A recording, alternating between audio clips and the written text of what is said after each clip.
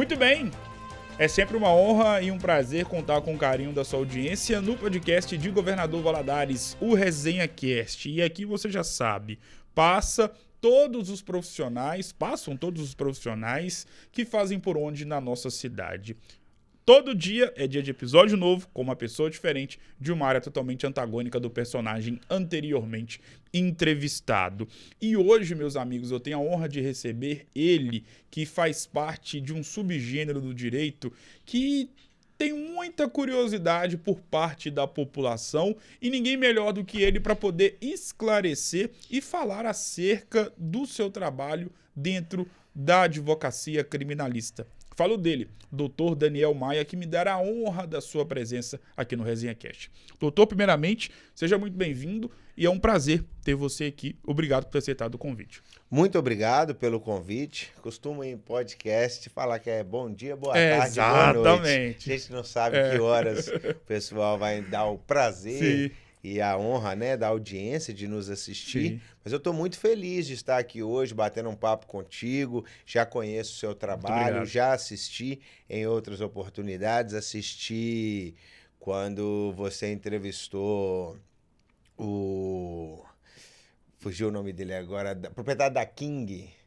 Ronaldinho Lopes, Ronaldinho, assisti e então já conheci o seu trabalho. Depois eu tive a surpresa de receber o convite, fiquei muito feliz, estou muito honrado de estar aqui e vamos bater um papo, um papo legal e desmitificar um pouco da profissão e até, quem sabe, né, quem está estudando, está na dúvida, não vai optar pelo seguir uns caminhos parecidos, né?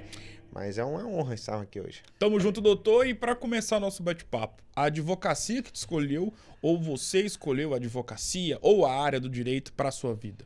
Eu escolhi a advocacia. Na verdade, eu até brinco, porque a faculdade é de direito. Sim. A advocacia é diferente. Sim. Então, assim, e eu já fiz a minha faculdade toda voltado para ser advogado. Eu nunca tentei um concurso, eu nunca almejei a área pública, eu sempre almejei a advocacia de maneira privada. Entanto, eu estava no terceiro período e já iniciei o trabalho dentro do escritório. Então, assim, só um ano da minha faculdade que eu não trabalhei dentro do escritório. Sim. Então, eu trabalhei do terceiro ao 10º período. Eu já tinha 4 anos de vivência dentro de escritório de advocacia quando eu formei para poder montar o meu.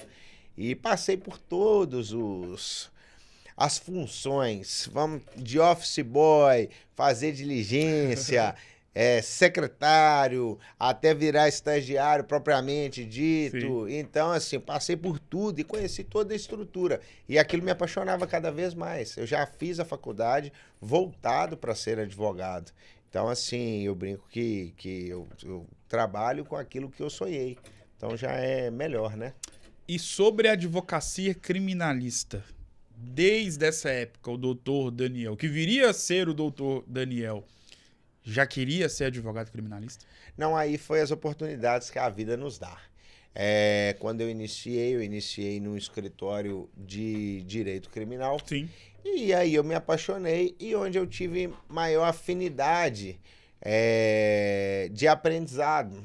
Eu tinha tanto a facilidade de aprender dentro da área do direito criminal e para mim era tudo fácil para entender, interpretar e pegar. E eu trabalhava dentro do escritório. E eu trabalhei no escritório que atuava na área do direito criminal durante 4 anos até formar. Então, para mim, foi natural seguir aquilo que eu já vinha desenvolvendo. Doutor, quando eu converso com algum advogado criminalista ou quando eu pesquiso a vida de algum advogado criminalista, eu fico pensando, né? Quantas vezes esse advogado já não ouviu a seguinte indagação? Vocês só defendem bandido? Por que vocês defendem quem comete crime? E eu vou pegar todas essas perguntas que eu tenho certeza que você já ouviu e vou trazer aqui para o nosso papo. O advogado criminalista defende só bandido? E, de fato, você já ouviu muitas vezes essa pergunta? E, na sua visão, por que as pessoas têm isso na cabeça? Primeiramente, já ouvi muitas vezes, não vou parar de ouvir. Com certeza. E temos, assim, vários pontos para destacar nessa Sim. conversa. Mas por que as pessoas pensam isso?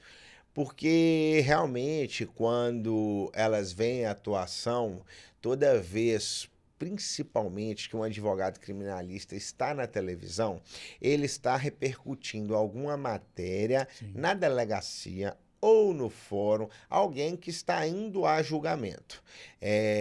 Mas a área da advocacia criminal, ela se divide em 2 ramos.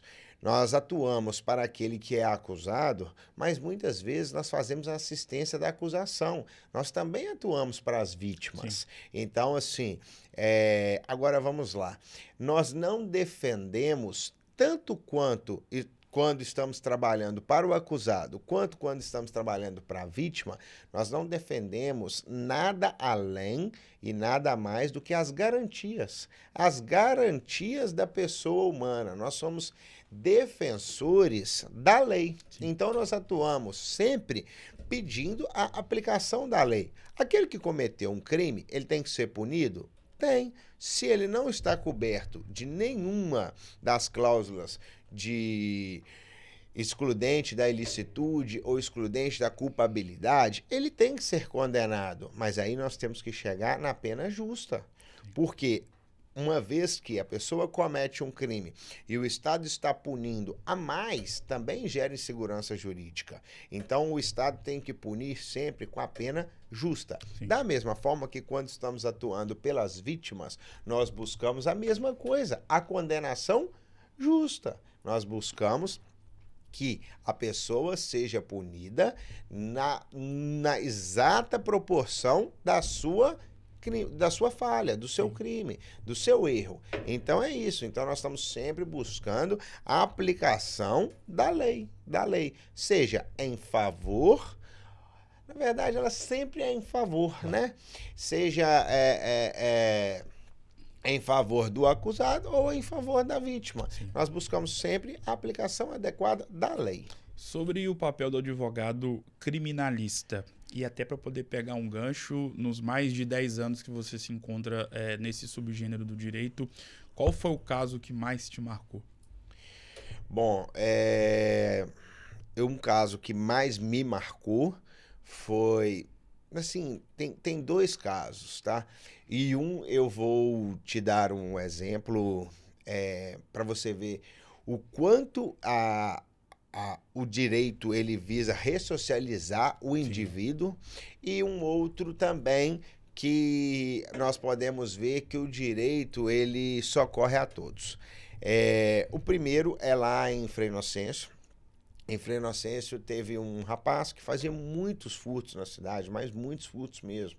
Ele tinha 32 registros de boletim de ocorrência. Então a gente pode colocar que ainda deve ter mais uns 30 que não foram sequer registrados, porque esses 30 foram registrados e atribuídos a ele. Sim. Podemos ter vários outros que foram registrados e não conseguiram atribuir a ele.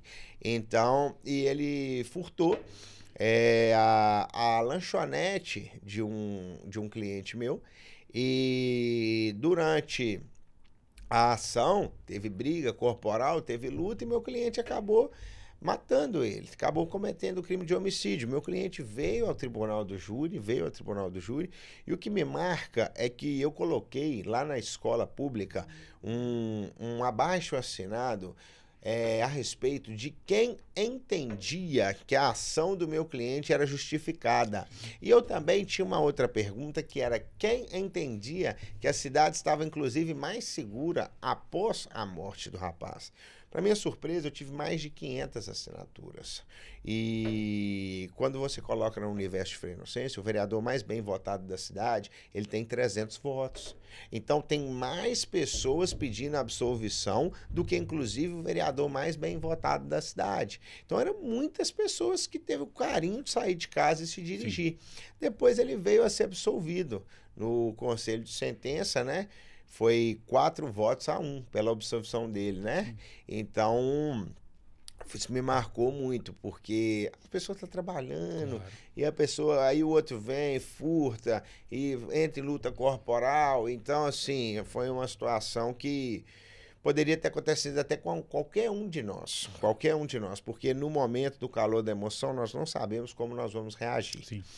E um outro caso, eu fui procurado pelo diretor da Missão Vida há um tempo atrás, o Douglas, e ele falou: Daniel, eu queria conversar. Tem um rapaz que ele ficou 9 meses aqui e ele foi ressocializado. Agora nós fomos assinar a carteira dele de trabalho e descobrimos que ele tem um mandado de prisão em aberto.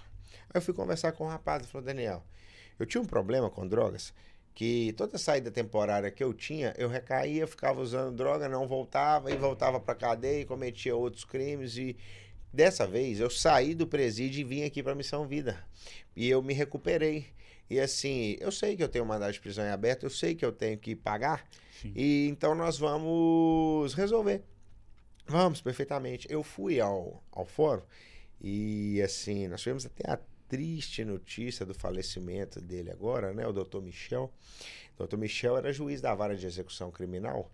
E eu fui conversar com o Dr. Michel, falei: doutor, tem um rapaz, a situação é essa. Onde ele está? Você sabe? Eu falei: ele está aqui na sala, aqui fora.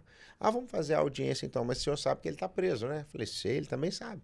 Nós entramos, o doutor Michel deu voz de prisão, e ao analisar o processo, o doutor Michel viu que ele já estava ressocializado, e ele entendeu que aquele período que ele ficou lá na clínica de 9 meses, ele não saiu, ele estava privado da liberdade dele se tratando.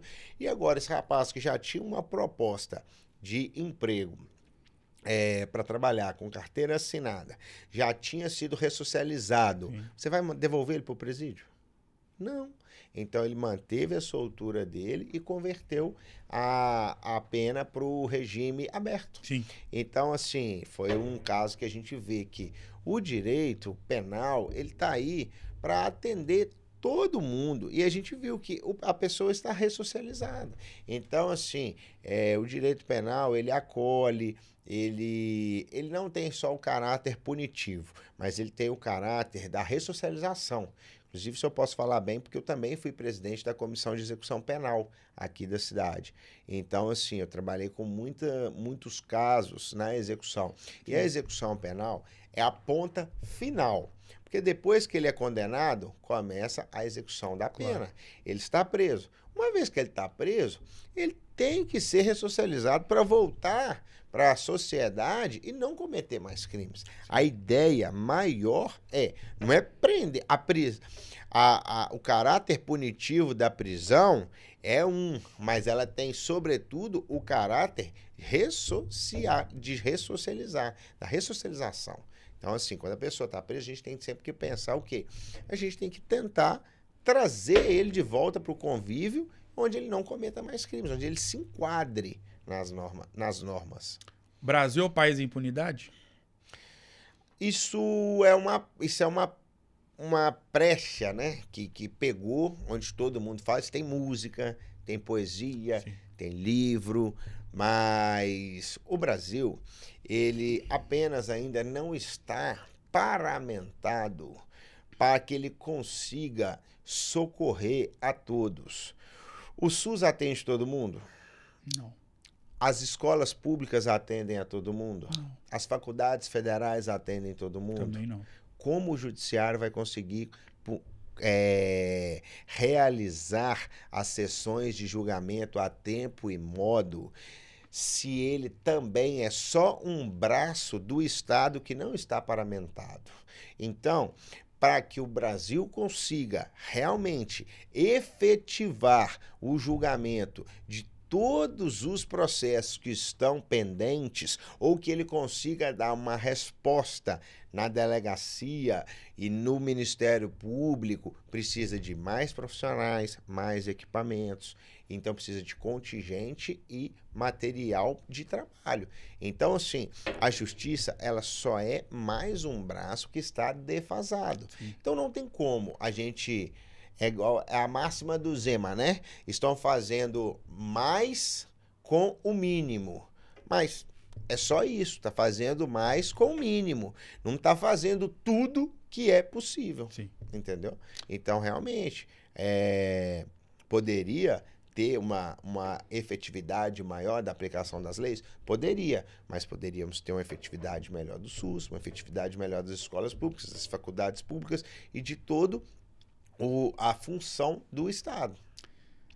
Sobre o advogado criminalista e o trabalho que vocês exercem, no mês de junho eu conversei com uma advogada criminalista aqui no podcast, doutora Rayane Almeida, e ela fez questão de falar sobre alguns tipos de casos de crimes que ela não pega, por princípio.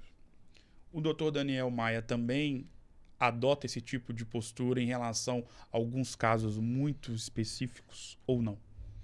Eu não tenho restrição ao crime que a pessoa praticou. Eu tenho restrição à maneira que a pessoa vai se portar. Porque eu nunca vou mentir a favor de um cliente. Eu sempre vou expor o fato que ele cometeu e, dentro do fato que ele cometeu, buscar toda a legislação que possa beneficiá-lo. Então, eu não tenho restrição ao crime, eu tenho restrição à postura da pessoa. Sim. Uma vez que ela está sendo acusada, se ela me procura e fala que vai mentir em juízo, é um direito dela, porque Sim. ninguém é obrigado a produzir prova contra ele mesmo. Só que também é um direito meu escolher os casos que eu vou patrocinar. Então, a partir do momento que eu já sei que eu teria que trabalhar com uma hipótese de ludibriar o judiciário, eu opto por não trabalhar. Isso que é a minha postura. Mas, quanto a caso, não. Porque, assim, primeiro que eu sou evangélico, e é uma postura que Cristo nos deu, que é de perdoar e aceitar e curar. Então, essa é a minha função na Terra. Eu já tenho essa função, essa missão minha como pessoa. Sim. Minha função com o trabalho é exatamente buscar a solução, ressocializar e fazer dessa pessoa melhor do que quando ela me procurou. Então, minha função é essa. A pessoa me procurou, eu tenho que, a partir de hoje, ajudá-la a ser um indivíduo melhor. Essa é a minha função.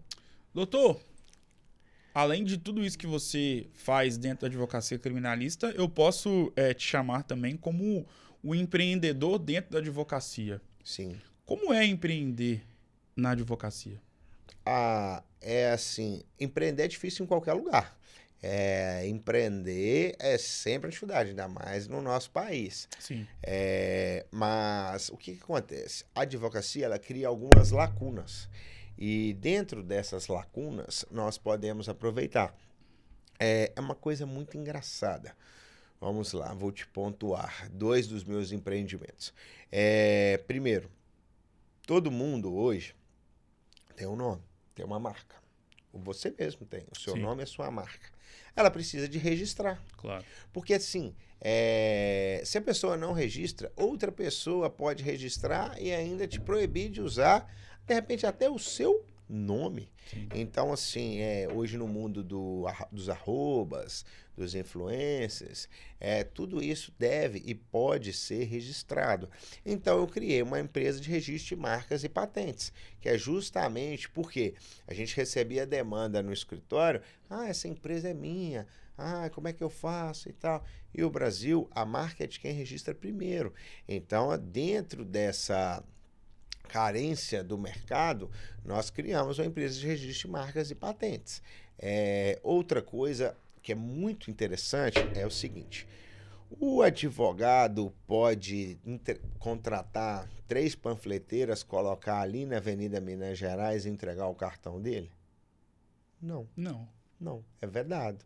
É vedado esse tipo de publicidade, porque a advocacia é uma advocacia de confiança. Então, você não pega clientes Você não tem contratação porque você tem a melhor estrutura, ou porque você tem mais dinheiro, ou porque você tem um marketing ostensivo maior. Porque a advocacia é uma relação de confiança. Claro. Beleza. Mas aí eu montei uma produtora.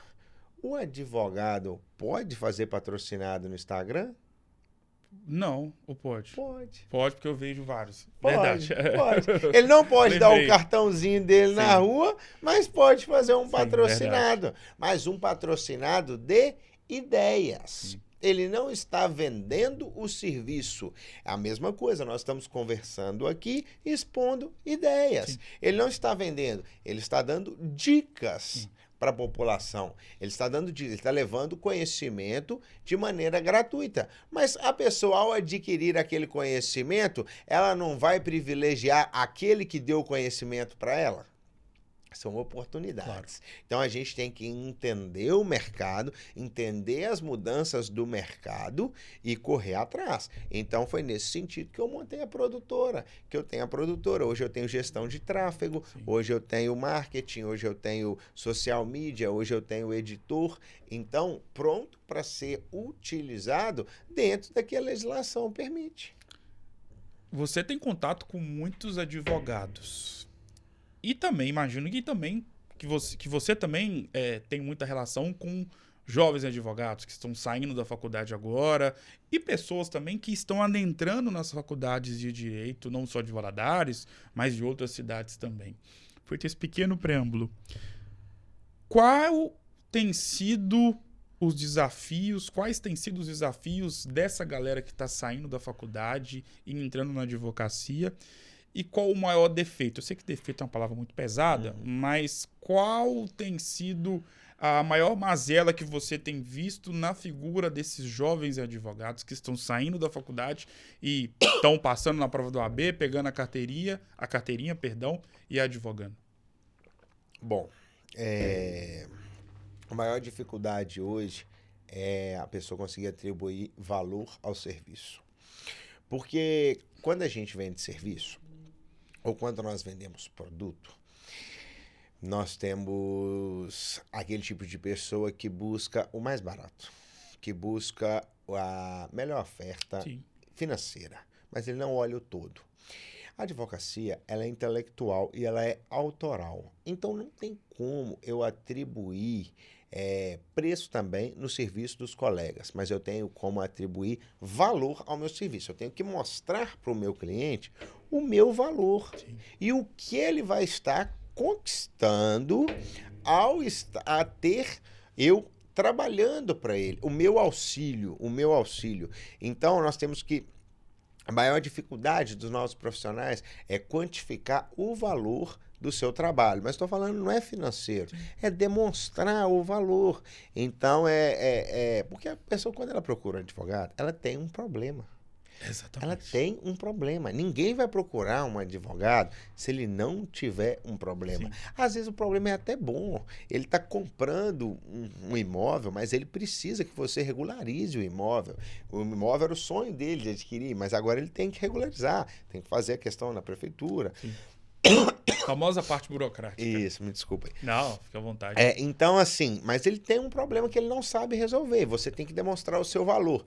Então, nisso aí, acaba tendo uma dificuldade dos novos profissionais entrar no mercado, porque eles ainda não aprenderam a quantificar o valor e muitas das vezes ele está trabalhando com um preço que não é adequado. E esse preço lá na frente vai pesar para ele. Claro. Primeiro, ele vai ter muito trabalho com pouco valor. E ele vai ter também uma questão que às vezes ele não vai conseguir manter a estrutura para trabalhar. Porque hoje as estruturas são... Por mais que antes nós tínhamos que ir muito ao fórum, Sim. Hoje nós não temos, mas as estruturas estão ficando mais caras. Claro. Hoje a gente depende de nuvem, depende de assinatura digital, a gente depende de muitas coisas que advogados do passado, eles só tinham um papel e uma máquina de escrever. e ia no fórum. Sim. Hoje não. Mas isso também nos possibilita trabalhar em todo o país, Claro. por causa do processo digital. Então, assim, tem que entender muito bem. Mas aí que está o maior defeito. Mas o maior defeito não é dos profissionais. Está lá na formação. Sim. Vamos voltar para o empreendedorismo. Às vezes o cara acabou de virar advogado. A menina saiu da faculdade, ela acabou de virar advogada. Ela não sabe nada de gestão. Ela não sabe administrar o próprio escritório. Então a maior dificuldade que eu vejo, a maior porque a faculdade é muito ampla, é uma faculdade de direito, mas ela forma o profissional sem demonstrar para ele as mazelas que ele vai ter no começo ali. Então, o profissional, ele está muito carente da área do empreendedorismo. Sim. Porque uma coisa é você ser advogado, outra coisa é você ser administrador da empresa. Você é um empreendedor. Você é um empreendedor. Você tem nota fiscal, você tem imposto, Sim. você tem aluguel, você tem que contratar pessoal, você tem que quantificar tudo isso e administrar. Então, assim, é muito complicado você ser advogado, mas não saber gerir. Então, assim, a maior dificuldade hoje que eu vejo é essa. É os profissionais estarem iniciando sem saber a parte financeira do negócio, sem saber administrar, sem saber gerir. Então, isso está dando muita falha na demanda. Falha na demanda. O que a pandemia fez com que algo pudesse ficar inserido dentro da sua profissão, dentro da advocacia, e acabou ficando e ficará por toda a eternidade? A questão dos videoatendimentos. Hoje o cliente às vezes está em Valadares, ele não vai no escritório, faz uma videochamada. Às vezes tá do lado do seu Tá escritório. do lado, tá do lado. O cara aprendeu que ele não precisa mais ir ao escritório. E eu aprendi também que eu não preciso de ir à empresa do cliente. Eu estou muito mais presente lá, abrindo uma videochamada, olhando e atendendo. Então a gente consegue atender várias pessoas. Porque imagina, a gente vai lá no Distrito Industrial, depois a gente vai lá no... Haja gasolina. a gente vai lá no CIR, haja gasolina, e a questão do deslocamento. Sim. Então, se antigamente a gente conseguia fazer 3 atendimentos no dia, hoje a gente faz 10. Por causa da otimização do tempo. Sim. Então, assim, o que ficou mesmo foi isso. Porque, principalmente nós do interior, eu acho que na capital era mais diferente. A gente tinha o costume de ir tomar um cafezinho no escritório do cara. O cliente vai lá, toma um cafezinho com a gente. Então, assim... O lado ruim diminuíram os cafezinhos. Mas o lado bom é que otimizou muito o atendimento. Otimizou muito. E o que a pandemia trouxe e levou para o Daniel Maia e que você vai levar para toda a sua vida? A questão do imediatismo. Antes, eu era muito imediatista. E eu vejo que hoje tudo pode acabar. Então, nós não temos que sobrecarregar. Nós temos que fazer cronogramas e seguir os cronogramas. Então, assim, muitas das vezes eu tinha prazos para semana que vem, mas eu corri e fazia no final de semana. E depois que a gente vê que a semana que vem pode nem chegar, para que eu vou sobrecarregar hoje com uma coisa que pode ser perfeitamente executada dentro do cronograma na semana que vem? Então eu passei a respeitar os prazos.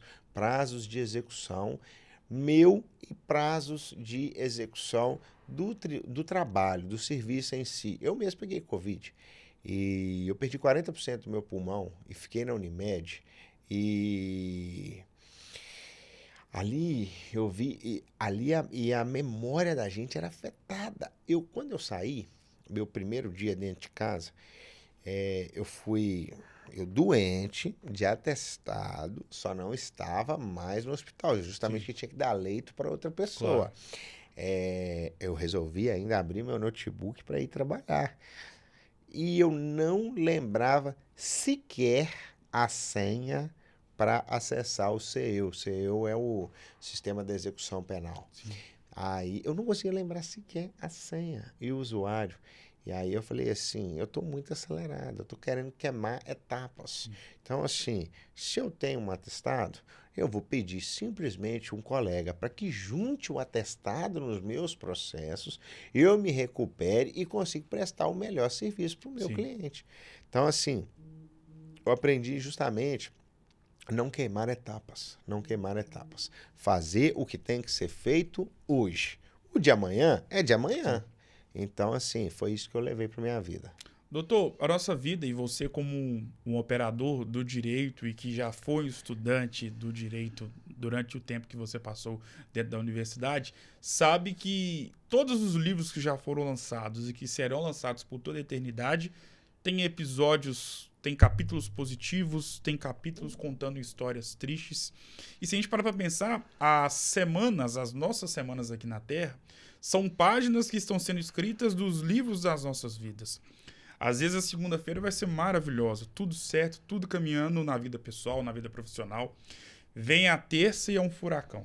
Briga com a esposa, briga com a filha apronta na escola, alguma coisa acontece de ruim dentro do escritório. Vem a quarta e é a continuação da terça. E aí vem a quinta e a sexta e acabam dando ali uma amenizada. Feito esse pequeno preâmbulo, qual foi o momento mais difícil da sua vida e o que é que você fez para passar por cima dessa adversidade?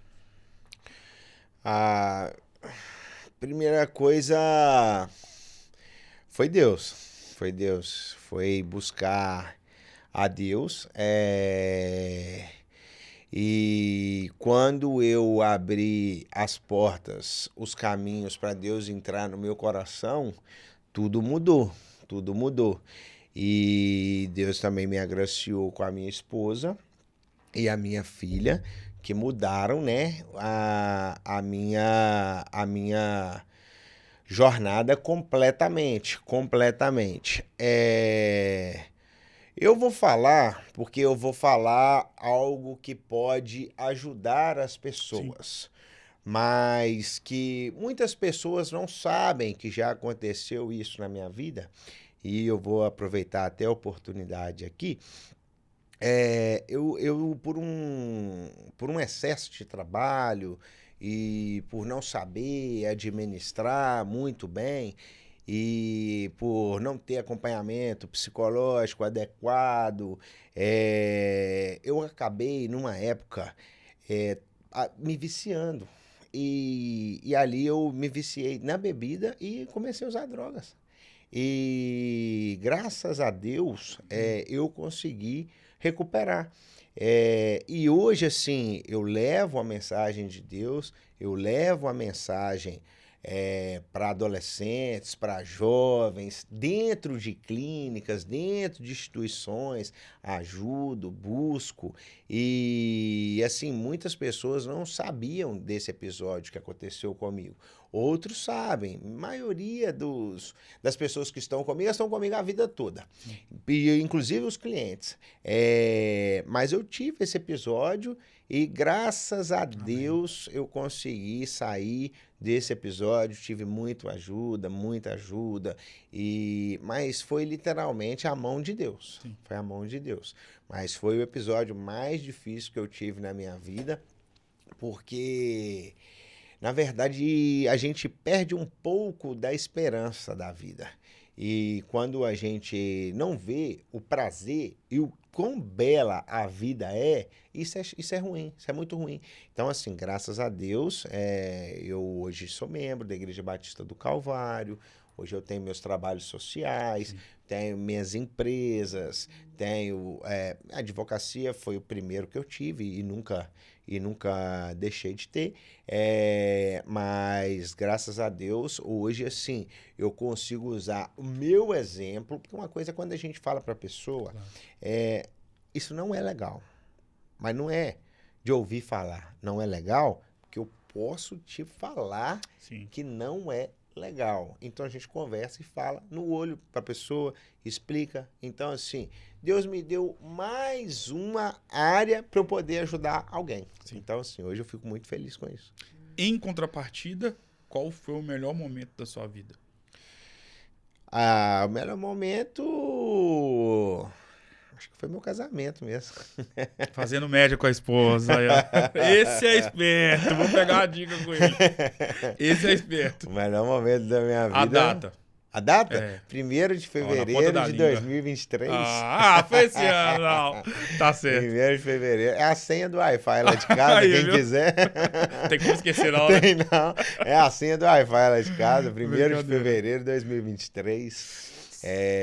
Então, assim, foi pra mim o melhor momento da minha vida, porque foi quando minha vida deu sentido mesmo, né? Porque uma coisa é quando a gente tem responsabilidade sobre a gente, agora eu tenho responsabilidade sobre uma Sim. família, né? Então, aquilo ali me deu muito sentido e me deu muito mais força para trabalhar, para viver, para encarar a vida. E hoje, assim, eu faço. Antes eu tinha que fazer só por mim, né? Hoje eu já tenho que fazer por 3. Sim. Então é exatamente assim. Foi, para mim, é um marco na minha vida ali. E foi muito feliz mesmo. Hoje você é uma das assumidades na advocacia criminalista aqui de Governador Valadares.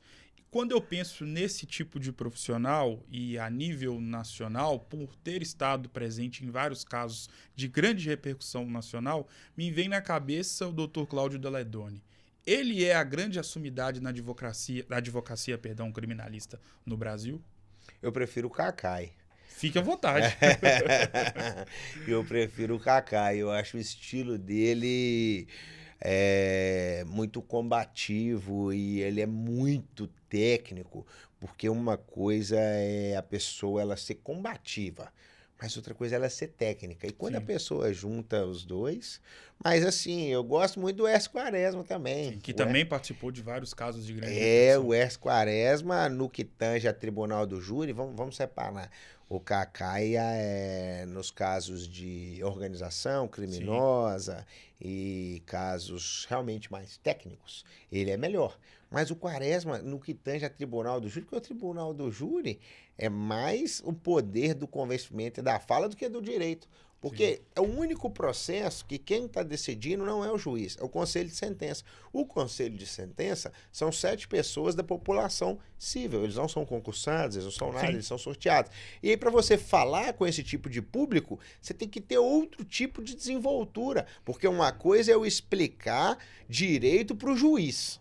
Ah, o juiz, não, você tem que julgar por causa disso, disso aqui. Você tem que absorver meu cliente, ou você tem que me dar esse benefício aqui da lei. Mas ele é juiz, ele já sabe a lei. Agora, o difícil é você explicar para 7 pessoas que não sabem a lei. Sim. Então, primeiro você tem que explicar a lei, depois explicar o caso, e depois explicar por que aquele caso tem que ser aplicado àquela lei. Sim. E você tem 1h30 para fazer isso.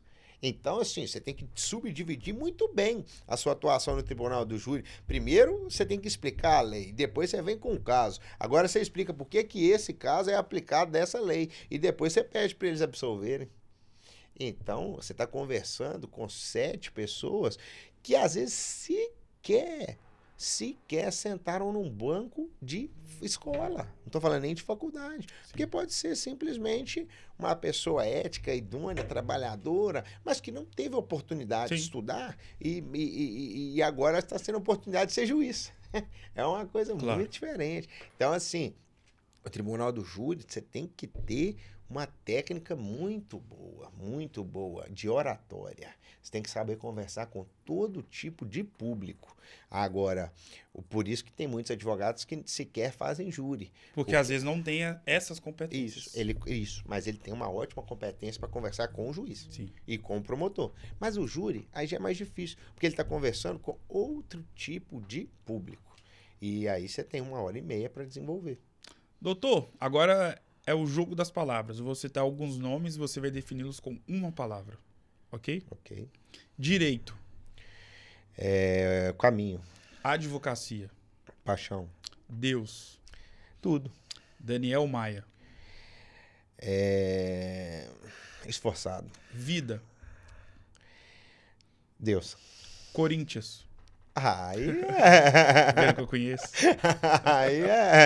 Aí é o maior lazer, né? Isso aí não dá pra falar com uma palavra. Isso aí Fica à vontade, futebol diversão, deixa. diversão. Cássio, Ídolo. defina essa conversa com uma palavra. Prazerosa.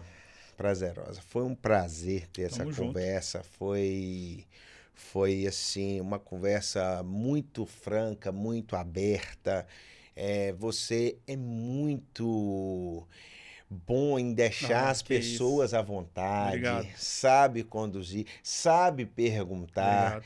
sabe, porque tem muitas pessoas que poderiam sentar no seu lugar e ser muito bom de bater papo, mas você sabe bater papo e perguntar. Que isso, obrigado. Entendeu? Então você tem uma qualidade, uma característica que é muito boa, porque você é um jornalista completo. Obrigado. Porque você pode ser um cara de bancada, que você consegue passar a notícia e a informação, mas você consegue ser um cara de entretenimento, Sim. que você consegue sentar, Obrigado. passar a informação, entreter e perguntar. Então, assim, você é um profissional completo. Eu fiquei muito feliz de estar aqui hoje. Não tem nem palavras para poder falar depois de tudo isso. Muito obrigado, doutor, pelas palavras, e a honra foi toda minha de conversar com uma das grandes assubidades de uma área tão importante para a dignidade humana, que é a advocacia criminalista. Foi uma honra, sucesso, e claro que as portas estão abertas para você poder voltar muito mais vezes, e que espero que o Corinthians no ano que vem te dê mais alegrias,